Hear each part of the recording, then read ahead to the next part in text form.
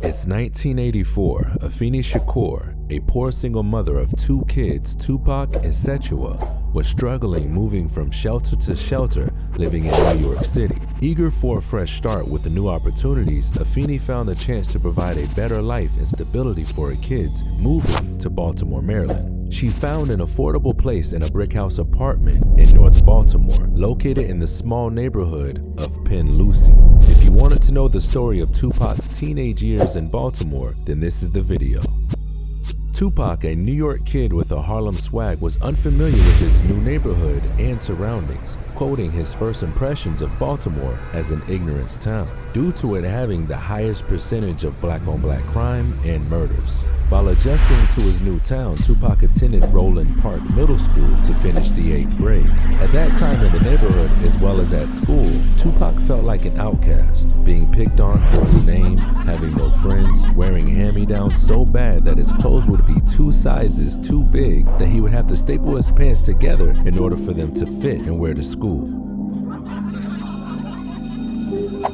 At home, he slept in a small bedroom while his mother and sister slept in the living room, converted into a bedroom with a mattress in the middle. Tupac realized that having no father figure, no money, sometimes no running water or electricity, he had to become the man of the house and find a way to make it out for his family. But what he always had, no matter how bad things were, was his love for music and the arts. He would often write poetry, listen to wide ranges of music from Prince, rap group Run DMC, rap artists like Curtis Blow. Also, most of all, he spent his time reading books from people like Patrice Lumumba and Stokely Carmichael, To Seize the Time by Bobby Seale, and Soul Dad Brother by George Jackson. Even when they didn't have electricity, Tupac would go out in the front of his house near a street light in order to read one of his favorite books, the autobiography of Malcolm X. He would always be humming a new rhyme or writing some new notes of poetry down every second he could.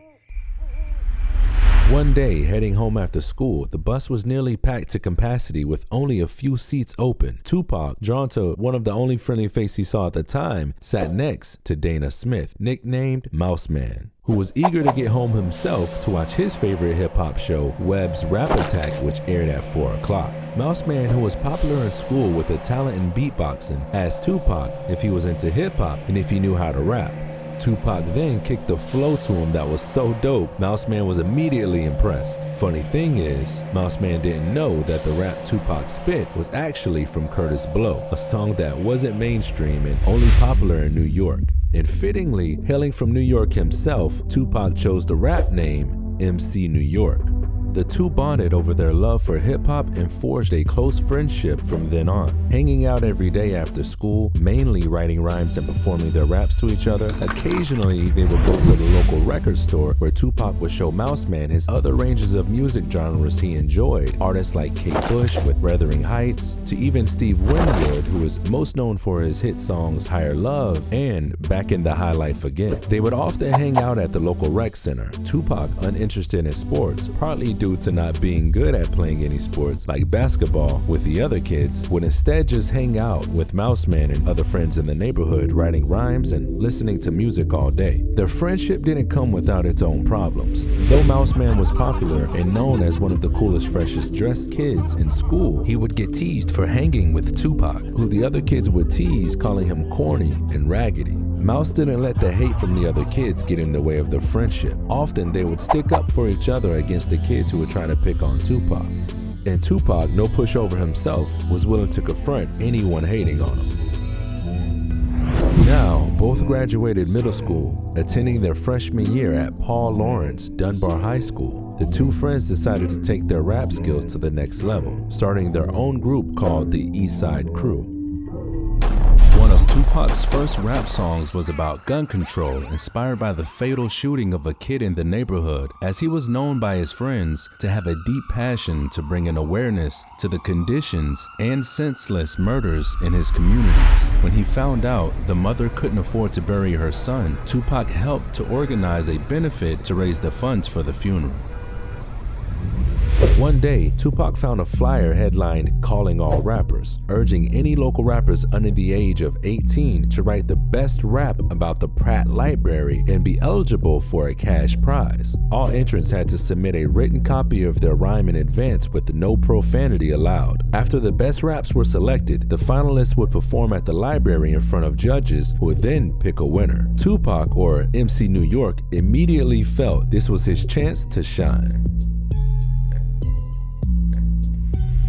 Though he was into his rap music and theater, he was also just as much known for his awareness of the poor conditions in America that the black community was in. Having a mother who was a Black Panther, also a civil rights activist, Tupac was more aware of the plights and struggles black people face much more than his peers. He would often preach to his friends about black history or how to better the community, but it would often fall on deaf ears, being that most kids didn't want to listen to those kinds of things. Understandingly, you would much rather focus on having fun in school, but Tupac carried that knowledge of self-destruction his community was facing, and he would not give up, trying to find a way for them to listen, but in a more cool way.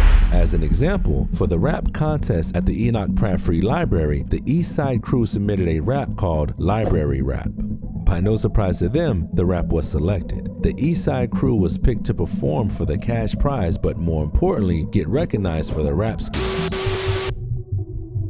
Unfortunately, they didn't have transportation to make it to the performance. Now meet Deborah Taylor. At the time, she was the Young Adult Services Coordinator for the Pratt Library, also was the one who organized the contest to add some positive influence for the community. Deborah found out the boys selected to perform couldn't attend the final event due to not having a ride, so then she stepped up, volunteering to personally drive them herself. And that's what she did. Quoting in an interview, "They were polite boys, they were nice kids." Now at the event, when it was the East Side crew's turn to perform their song Library Rap, now in front of a judge panel of local radio personalities and a packed crowd, before they started, MC New York said in the mic, "Yo, Enoch Pratt, bust this." Then they started performing their song with lyrics, encouraging the youth to get their library cards, telling the kids to stay in school, learn to read, and to get all the credits you need to graduate.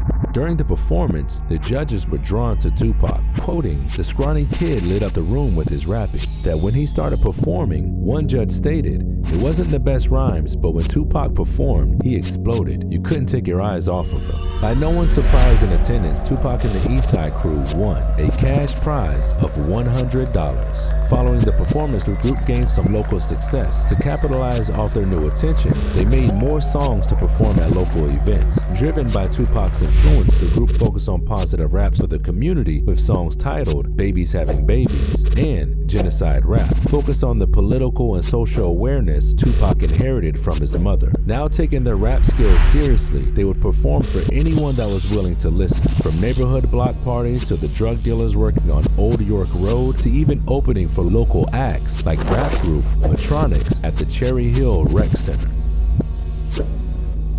If you like this video, make sure you subscribe for part 2 of Tupac's life in Baltimore. You can also check out some of our other videos as well.